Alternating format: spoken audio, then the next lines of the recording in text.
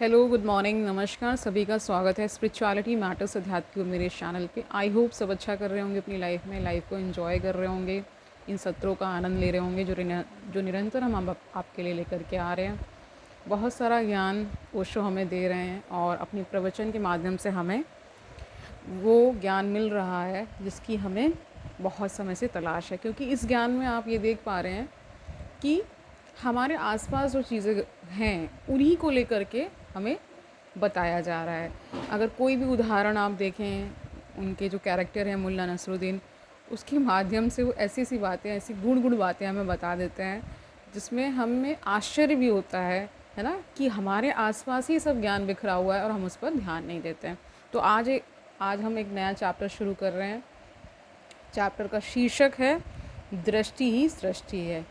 यानी कि जैसी हमारी निगाह बन जाती है, यानी हमारी नज़र जैसी हो जाती है, वैसा ही हमें दिखने लगता है। जिस चश्मे से हम देखने लगते हैं, है ना, वैसा ही हमें दिखने लगता है।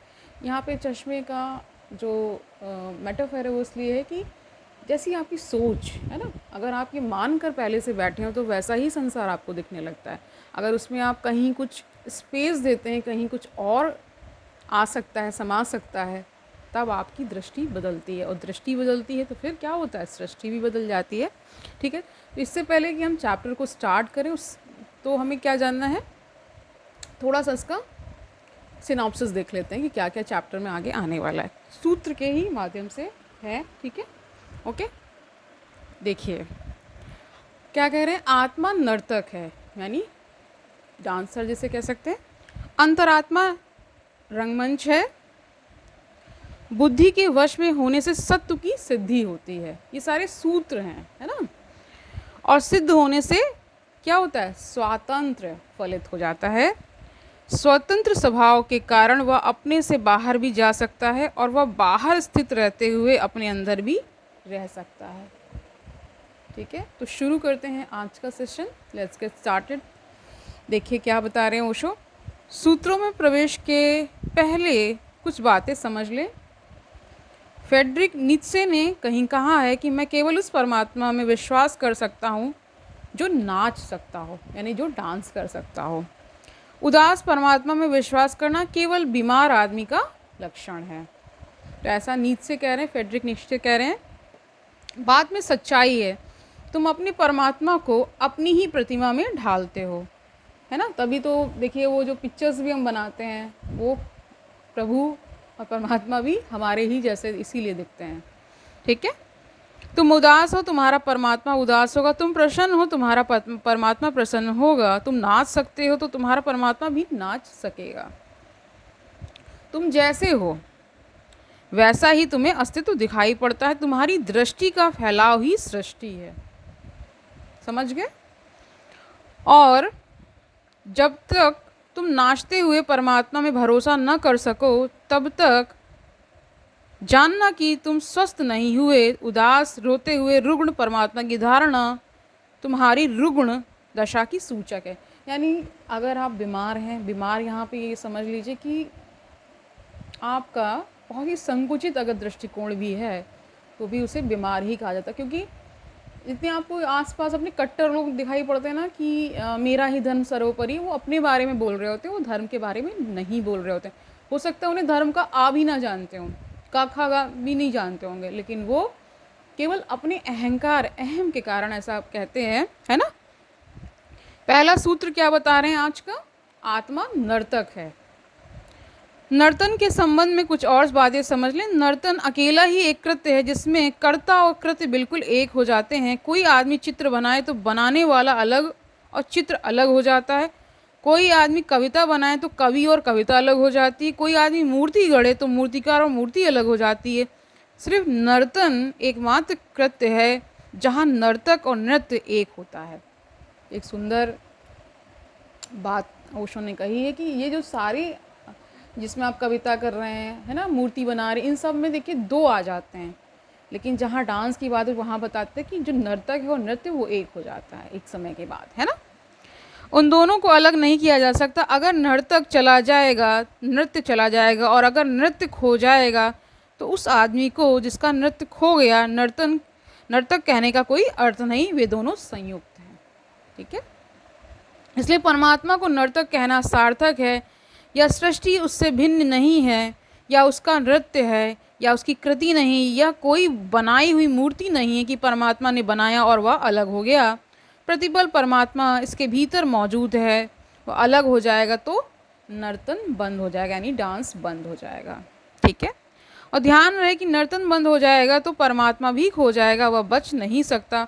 फूल फूल में, पत्ते पत्ते में, कण कण में वह प्रकट हो रहा है। सृष्टि कभी पीछे अतीत में होकर समाप्त नहीं हो गई, प्रतिपल हो रही है। ठीक है, प्रतिपल सृजन का कृत्य जारी। देखिए प्रतिपल, मैंने पहले भी बताया कि प्रतिपल सृजन होता रहता है और संहार भी होता रहता है, यानी एग्रेडेशन एंड डिग्रेडेशन प्रोसेस हमेशा चलता रहता है, कभी भी रुकता नहीं है। इसलिए सब कुछ नया है। परमात्मा नाच रहा है, बाहर भी भीतर भी। आत्मा नर्तक है। इसका अर्थ है कि तुमने जो भी किया है, तुम जो भी कर रहे हो और करोगे, वह तुमसे भिन्न नहीं है। समझ गए? वह तुम्हारा ही खेल है। अगर तुम दुख झेल रहे हो तो यह तुम्हारा ही चुनाव है। अगर तुम आनंद मग्न हो, यह भी तुम्हारा चुनाव है, कोई और जिम्मेवार नहीं है। ठीक है, तो अगर आपके जीवन में आपको लग रहा है कि बहुत दुख है, बहुत पीड़ा है, ये मेरे साथ ही क्यों होता है, हमेशा मैं ही इसका भागी क्यों बनता हूँ, तो देखिए ये आपकी चॉइस है।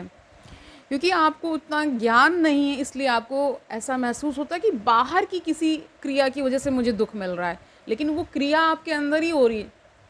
इसको इस तरह से समझिए कि एक क्लासरूम है ना, टीचर पढ़ा रहा है। ठीक है, टीचर पढ़ाते हुए मान लीजिए 30 स्टूडेंट्स हैं, है ना, 30 स्टूडेंट्स हैं, सब पढ़ रहे हैं, टीचर अपना काम कर रहा है, लेकिन जो वो बता रहा है, यानी जो शिक्षा वो दे रहा है, वो सबके समझ में अलग अलग क्यों होती है? मतलब सबकी जो पढ़ाई वो अलग अलग क्यों हो जाती है? क्योंकि आपका जो चुनाव है, यानी उसको ग्रहण करने का जो तरीका है वो अलग अलग है, इसलिए ऐसा होता है। दुख के संबंध में भी ये कहा जाता है, जीवन में देखिए सबके दुख होता ही है, दुख और सुख का ये संगम है, मेल है, एक के पीछे एक आता है। ठीक है, सब ने जाना है। लेकिन कुछ देखिए उसमें बहुत तंग आकर सुसाइड्स कर लेते हैं, बहुत तंग आकर किसी को मर्डर कर देते हैं। हर कोई क्यों नहीं करता? क्योंकि सबका तरीका अलग अलग है, सबका चुनाव अलग अलग है, सबकी चॉइस अलग है कि हमें किस हद तक जाना है। यहीं पर अगर आप अध्यात्म की राह पकड़ते हैं तो आपको समझ में आने लगता है, क्या आने लगता है, कि ये सब भी एक दिन जाने ही वाला है। समय देखिए, ऐसा कह सकते समय की ये खूबसूरती है कि वो चाहे अच्छा हो या बुरा हो, वो निकल जाता है, यानी हाथ से छूट जाता है, वो किसी के लिए रुकता नहीं है ना। तो उस समय की धारा में जो चलते रहते हैं वो पार लग जाते हैं, है ना। इसको इस तरह से भी देख सकते हैं। सब आपका चुनाव है, लेकिन ये चुनाव तब आपको समझ में आएगा जब आप गहरे अर्थों में चीज़ों को समझने की कोशिश करेंगे। आप हर चीज़ को इस तरह से देखने की दृष्टि तब ला पाएंगे, मतलब अच्छे से देखने की। एक तो होता है कि अधूरा अधूरा देखना, है ना, किसी से मिले और एकदम से प्रभावित हो गए तो भी वो ठीक नहीं है, किसी से मिले एकदम से नकार भाव में आ गए, वो भी ठीक नहीं है। कहीं ना कहीं वो मध्यम मार्ग ही उपयुक्त कहा गया है। आपको एक बैलेंस स्ट्राइक करना होता है हर स्थिति में, है ना। कितना मुझे रोना है, मान लीजिए आपका कहीं ब्रेकअप हो गया है। कल तो मैं एक रील देख रही थी, तो उसमें तो आई थिंक सुधांशु जी हैं, मतलब बीजेपी के ही हैं वो शायद, है ना। वो कह रहे थे प्रेम में कभी ब्रेकअप हो नहीं सकता। ये ब्रेकअप वगैरह कहाँ होता है? जहाँ अट्रैक्शन है तो वहाँ पे रिपल्शन है ना, फ्रस्ट्रेशन है, इस तरह से वो सारी बातें बता रहे थे। मुझे वो बात सुंदर लगी कि प्रेम में ब्रेकअप इस वजह से भी नहीं हो सकता क्योंकि प्रेम हमेशा देने का भाव है, वहाँ लेने का तो कोई सवाल ही नहीं है। लेकिन आजकल का जो प्रेम, आप आजकल के संसार में जो आप प्रेम प्रेम प्रेम प्यार प्यार चिल्लाते हैं, वो असल में क्या है? या तो वो अट्रैक्शन है, कोई किसी के पीछे इसलिए क्योंकि उसको पैसा चाहिए, किसी को किसी का शरीर चाहिए, इस तरह से वो लेन देन का हो जाता है। लेकिन जो गहन प्रेम है, जिन्होंने प्रेम को जाना है, वहाँ क्या है? जैसे जो परमात्मा से प्रेम है, जो भक्त और भगवान का प्रेम है, वहाँ तो कभी इस तरह का होता नहीं है। अगर कभी भक्त नाराज़ भी होता है तो वो कुछ क्षणों के लिए होता है, कुछ दिनों के लिए होता है, और फिर वो जानता है, और परमात्मा भी ये जानते हैं, भक्त भी ये जानता है कि मैं भगवान के बगैर नहीं रह सकता। तो जहाँ ये भाव है वहाँ उसी को प्रेम कहा जाना चाहिए। अदरवाइज़ वो सारे अट्रैक्शंस हैं, फिजिकल अट्रैक्शंस है, किसी को पैसे से अट्रैक्शन हो रहा है, किसी को किसी की प्रॉपर्टी से, यही सब चीज़ें हैं। ठीक है, संसार में यही सब चल रहा है। ओके, और हो सकता है कहीं कहीं आपने एक शब्द सुना होगा, फ्लिंग्स होते हैं लोगों को, यानी कि कुछ समय के लिए उनको चाहिए, 1 महीने 2 महीने इस तरह से, है ना, कुछ सालों के लिए चाहिए। कई बार वो सब साल तक भी खिंच जाता है कि किन्हीं कारणोंवश, है ना, जब उन्हें कोई और नहीं मिल रहा होता है, तो ऐसा भी होता है। ये संसार में ही आप सब देख पा रहे हैं, है ना। हो क्यों रहा है? क्योंकि हम सब की मानसिकता वहाँ कलुषित हो चुकी है। हम सब एक दूसरे को कंट्रोल केवल करना चाह रहे हैं और कंट्रोल होना नहीं चाहते, है ना। तो प्रेम बहुत ही विशुद्ध कहा गया है, मतलब उस विशुद्ध का अर्थ है वो शुद्धतम है, उससे पवित्र कोई चीज़ हो नहीं सकती, है ना। चीज़ भी कहना उपयुक्त नहीं है, लेकिन कुछ तो आप कहेंगे ना, क्योंकि बोलना है, शब्द का कई बार चयन भी होता है ना। तो आप ये समझ पा रहे हैं, जो लोग इतना परेशान, ब्रेकअप देखिए, कोई उसमें ऐसा नहीं है कि आपको कोई बहुत अद्भुत चीज़ घट गई, ऐसा नहीं है। ये जो रिश्ते होते हैं ना, इसमें फेजेस होते हैं। क्या होता है कई बार कि मिड लाइफ क्राइसिस भी आती हैं। मान लीजिए किसी की शादी 20s में हुई, तो 40s तक आते आते क्या होता है, थोड़े से उसमें चेंजेस आते हैं, उन चेंजेस को ही संभालना होता है।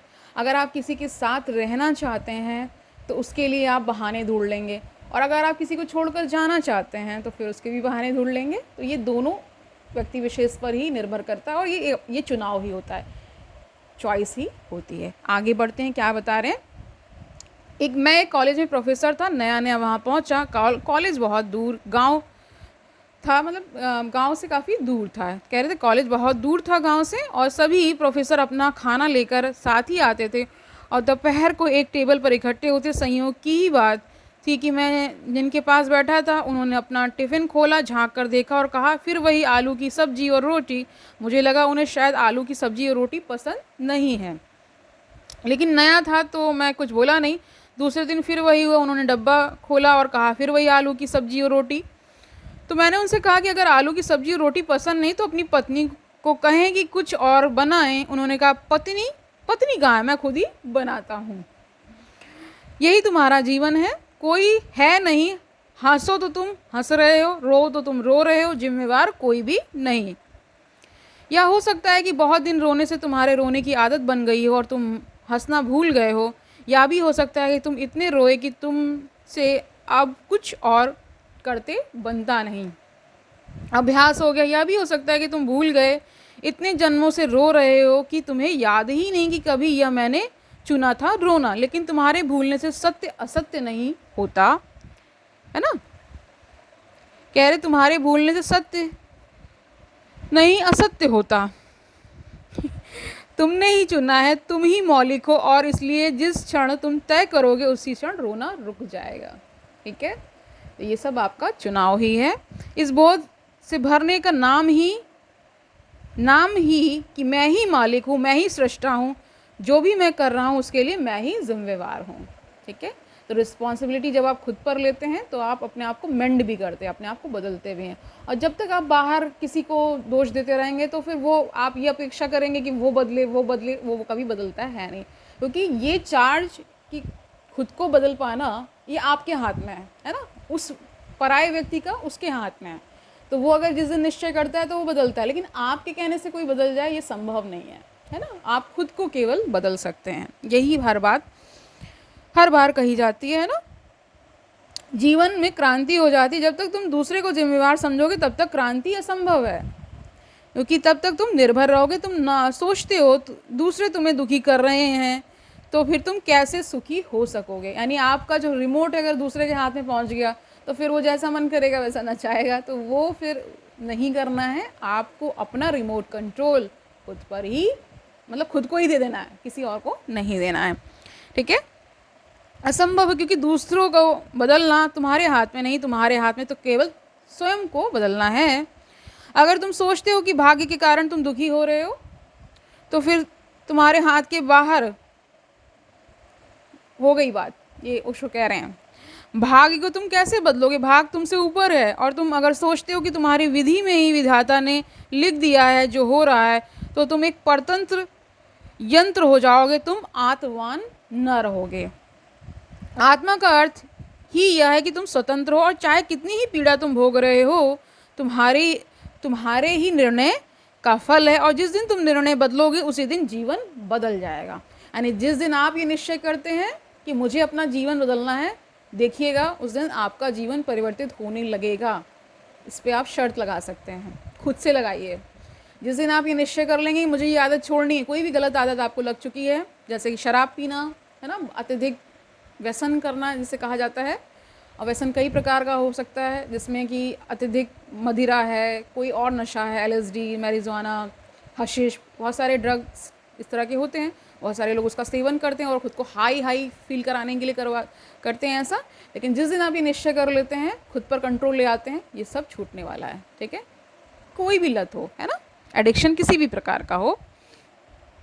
ओके, फिर जीवन को देखने के ढंग सब पर कुछ निर्भर करता है।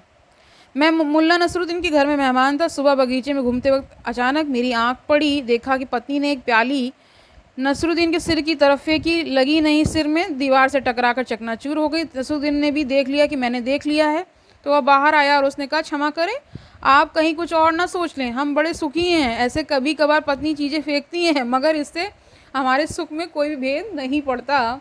मैं थोड़ा हैरान हुआ। मैंने पूछा, मैंने कहा थोड़ा विस्तार से बताओ, कहो। तो उसने कहा, अगर उसका निशाना लग जाता तो वह खुश होती, और अगर चूक जाता तो मैं खुश होता हूँ। वैसे हमारी खुशी में कोई भेद नहीं पड़ता, और कभी कभी निशाना लगता है, कभी कभी चूकता है, हम दोनों खुश हैं। ज़िंदगी को देखने के ढंग पर निर्भर करता है। तुम ही बनाते हो, फिर तुम ही देखते हो, फिर तुम ही व्याख्या करते हो। तुम बिल्कुल अकेले हो, तुम्हारे संसार में कोई दूसरा कभी प्रवेश नहीं करता, प्रवेश कर भी नहीं सकता। कोई प्रवेश करता है तो वह तुमने ही आज्ञा दी। यानी आप अपने जीवन में जिसको भी लेकर के आते हैं, आप शादी ब्याह करते हैं, आप कोई भी रिलेशनशिप में आते हैं, तो आपने ही निमंत्रण दिया होता है उस व्यक्ति को, आप उसके ही पीछे पड़े हुए होते हैं। कोई आपके पीछे पड़ता है या आप किसी के पीछे पड़ते हैं, है ना। तो कुल मिलाकर कर तो आप ही रहे हैं। और फिर जब पहले आप उसके पीछे भागते हैं, फिर आप उससे भागते हैं। यानी कभी आपने देखा होगा, ये बहुत ही फेमस मूवी का डायलॉग है ना। उसमें ये कहा गया था कि शुरुआती दिनों में क्या होता है, चेज़ कर रहे होते हैं, फिर उसके बाद क्या, उससे भाग रहे होते हैं।